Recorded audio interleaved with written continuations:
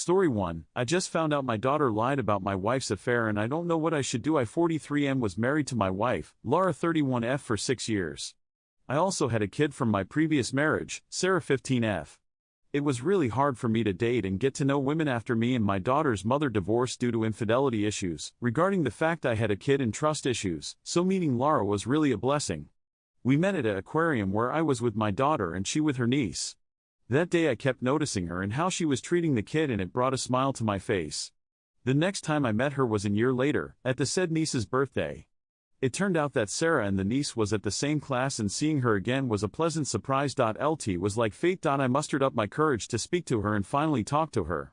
She was a great company and she spoke really well and it made me like her more. Since it's been 3 years to my divorce, I shot my shot with her and decided to take her out for a coffee. And next thing I know we've been married for 6 years. Lara has been an amazing wife and a mother. She treated Sarah well and since her mother was not in the picture, she quit her job and took the responsibility to take care of her full-time. She even decided to wait to have kids until Sarah was a little older, hence she didn't want her to feel left out and was scared that Sarah wouldn't get enough attention. She taught Sarah multiple languages and shared her culture with her. Her relatives is amazing with her and treat Sarah no less than a bio daughter of Lara. She even have shared her recipes and baked goods with my family and everyone looks forward to holidays whenever Lara hosts them. She and my mom has developed a great relationship. My friends and family tells me that I won lottery with her and it really feels like it. Even when Sarah's bio mom showed up after abandoning her own daughter for 9 years, she was the one who encouraged me to let Sarah connect with her and let her be in my daughter's life.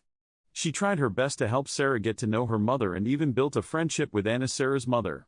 However, earlier last year, around May, I noticed that my daughter was distancing herself with Lara. This was weird as my daughter never had any fallout with the relationship with Lara as most teenagers do with their mom.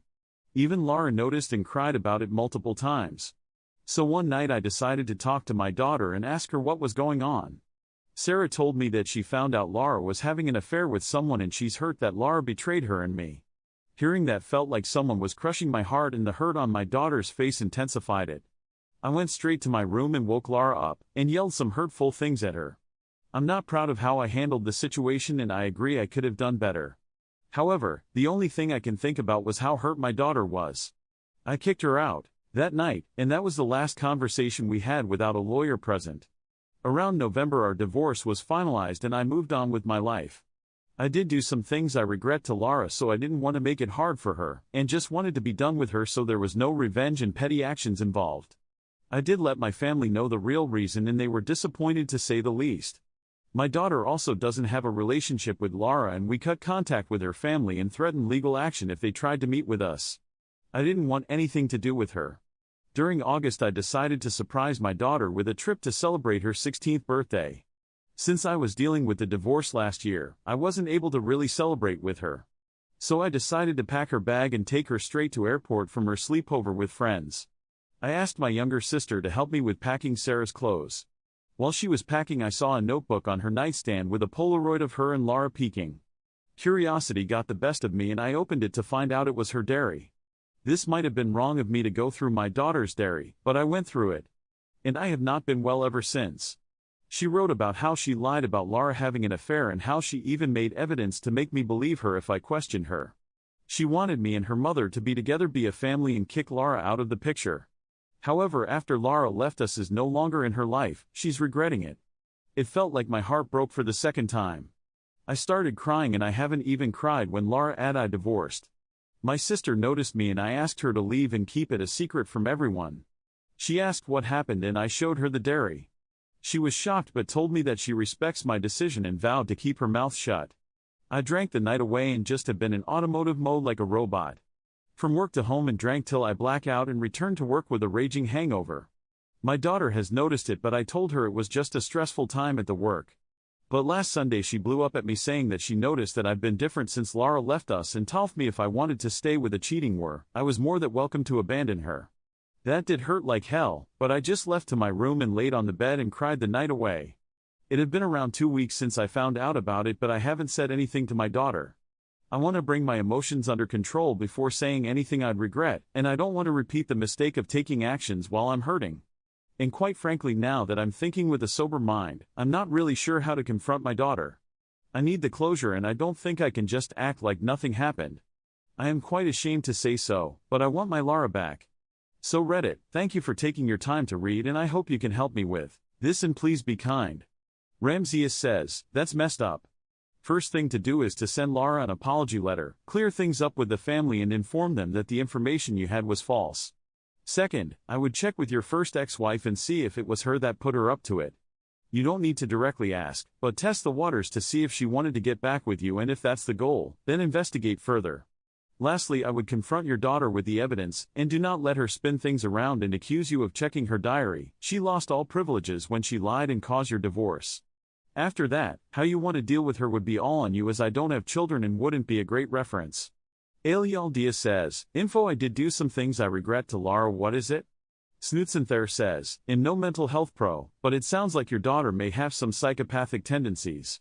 Story 2, my husband missed the birth of our first child so I left him throwaway account my husband and I both 26 moved states away for his work last year. It was fine, at first, because I wanted to support him, but immediately, the thought grew inside of me that I had no one there except for him. His baby mama 38 and his kid 9, let's call her E, moved along with us. For context, he was 17 when E was born and baby mama was his teacher. I knew him in high school and helped him with E when he had to take care of her on his own. That's what made us fall in love and eventually we got married. Up until 4 months ago, our relationship was perfect. We were 8 months pregnant with our baby boy and we were beyond happy.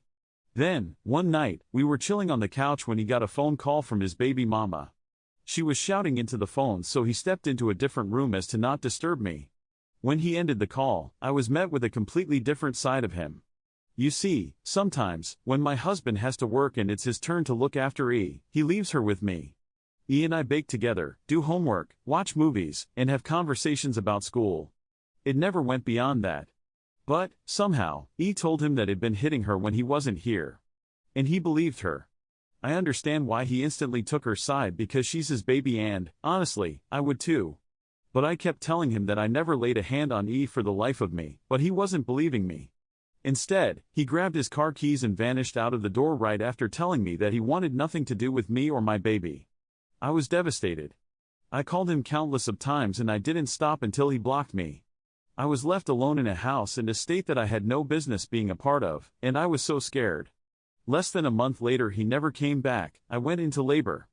I didn't want him to miss the birth of our first child so I went as far as calling him from a stranger's phone, but as soon as he realized it was me, he hung up. Nonetheless, I gave birth to my beautiful boy and when I came home from the hospital, my husband was there and he looked completely worse for wear. Apparently, he was informed by the hospital staff that the room we booked was paid for by my father and he connected the dots. And when he refused to go check up on me, his daughter told him that she wanted to go see her new brother and eventually confessed that she was lying just to get her mommy and daddy back together, not that they ever were. He apologized profusely and pleaded to see our son, but I couldn't handle it. I told him to leave the house and that I didn't want to see his face again. Now, I moved back home and I served my husband with divorce papers, he never signed them. He desperately wants me to take him back, but I don't know if I want to. He broke my trust that day and established where his priorities lie between my son and E. Now that I know where he stands, I don't ever want my son to be mistreated by his own father. I'm gonna delete this post soon because I wouldn't want my husband or his baby mama to ever see this. Nerzelity says, not to mention that I would never want to be alone with his daughter again. What other lies would she make up about Op? That kind of lie can have massive consequences. Iminer 14 says, he left his 9 months pregnant wife for a month. That's not forgivable. My wife needs help getting off the floor, off the couch, etc. He cannot be trusted. Satori Namas 3 says, he's far too emotional and does not act rationally. He went full nuclear and expects you take him back? This is called consequences to actions. He needs to sit in the filth. His bed, so to speak. Marinate in it. Reflect in it. Learn from it. Then approach you. Love bombing you, saying he's sorry, expecting you take him back does nothing. He broke your trust. Betrayed you when you needed him most. What your feelings is real and valid. You need to go through your own process on your own. If that includes taking him back, sure. But right now you gotta deal with you. Take care of yourself. Let him sit with his repercussions. Story 3, I called CPS on my brother today. My brother and his family came to visit me. While on a walk with my nephew, he confided in me that his father hits him. I asked clarifying questions and it became apparent that my brother frequently beats him. I told him I would speak to my brother and set him straight. My nephew went white as a ghost, started crying hysterically, and begged me not to. A few hours later, my nephew hit his younger brother while roughhousing. His father pulled him into a room to talk to him. I followed in case I needed to intervene. From the hallway, I heard my brother say, "If you don't stop hitting, then it's my turn to start hitting you." I am a mandatory reporter due to my profession. I called CPS on my brother today. I know I did the right thing, but am beyond sad that I had to make that phone call. Lawgirl_edu says, do you think your brother even realizes that your nephew is only hitting his younger brother because your brother is teaching him this is acceptable behavior by hitting him? Probably not, since these sort of people are never to blame and it's okay when they do it. You did right by your nephew, even if it really sucks. I hope him and his brother end up being okay. Overtly Girl says, when I was younger I was tortured by my mother. I have a younger brother by 2 years. I remember her beating us till we bled in some instances. We ended up having an emergency CPS removal when I was 8 because of how we were raised. But in between foster care and being home I learned that to discipline means to beat. So that's what I did. When I saw my brother mess up, I beat him. But when someone beats you, sometimes all you want to do is beat someone else. You don't know better as a child. You don't know why you feel that way. I made a distinct choice at one point. I remember grabbing my brother to hit him and stopping. I heard him cry the same way he cried with my mom. I heard him beg the same ways. And I knew how he felt about his own sister. I only spent a year or two being that way, but it's time I very much regret. Because I know how angry I am now. I can only imagine me at that time. When I got my own mom to stop beating me by beating her. My mother literally taught me that to beat someone is to show what you really mean. Which I thought was simple punishment. Because no one taught me different. So I walked around and boasted about it. I'm some tough guy. Not knowing, I could be causing some of the worst trauma my brother will ever have. And when it was brought to my attention, it made me feel small. Like a child. Like I'd been caught. And I wouldn't have listened to anyone. I've called the cops on my mom multiple times, and just got beat harder. But to put it from the perspective of a child who was beaten in turn learned to beat others, this part is absolutely taught. You did what was right. If someone had stopped my mom sooner, maybe my brother wouldn't have pulled so much of my hair out. We wouldn't have so many scars from each other. We wouldn't have acted out. I wouldn't have beat my own brother. This violence is a product that's built. You may have started the process to changing these boys' life. But just remember, if a parent is willing to beat their family in private, they're also willing to cover it up clearly. Fight back for their image. Deny, deny, deny. No one wants to be a child beater. My stepmom was like this with mental abuse. A gaslighter. All I can say is thank you, op. But I will add, this is only a start. People who started the process of getting me out had stopped because my family could manipulate them, as I was a happy child. Ignorance is bliss. But I wasn't taught any different. No one wants to believe a kid though. And it's easier for an adult to use their words to lie. Parents have complete control over their families. It's easy to manipulate the way they look on the outside. Be prepared to fight. Be prepared to be gaslit that you didn't hear it. That nephew makes stuff up. That nephew has been on a lying streak. But op, remember how that boy broke down. Remember how scared he was of his father. Do not forget the hurt your nephew expressed. That will help you, help him. My best advice from someone who was in a similar situation to your nephew, do not let anyone know it was you yet. Stay behind the scenes until you believe it's necessary to come out. Be distant but just enough to still be able to check on nephew.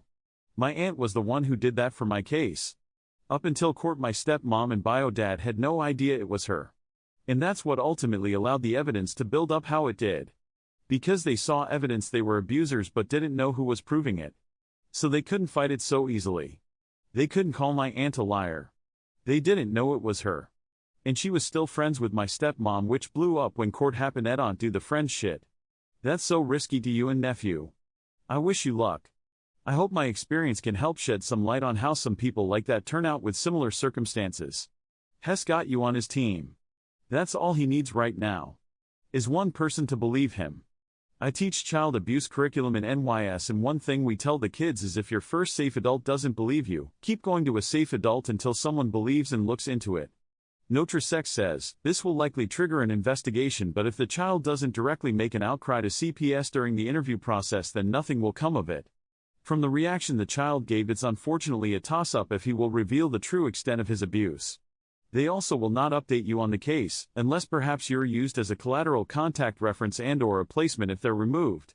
You can DM me if you have any questions. I am a former advanced child safety specialist investigator for CPS. Thanks for watching. I love you.